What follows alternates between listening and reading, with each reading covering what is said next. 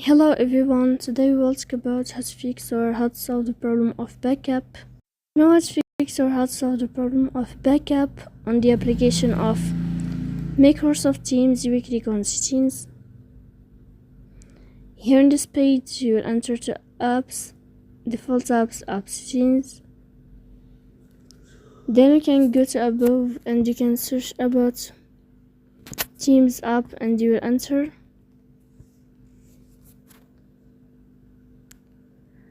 Here in this page you can click on first step and you can click OK. After that you'll enter to the window of storage.